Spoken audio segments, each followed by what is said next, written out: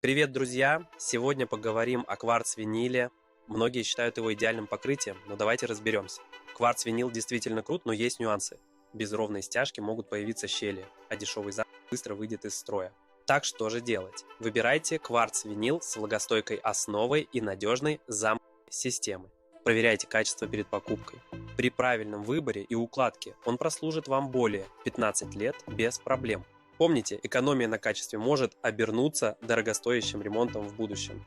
Выбирайте мудро, и ваш пол будет радовать вас долгие годы.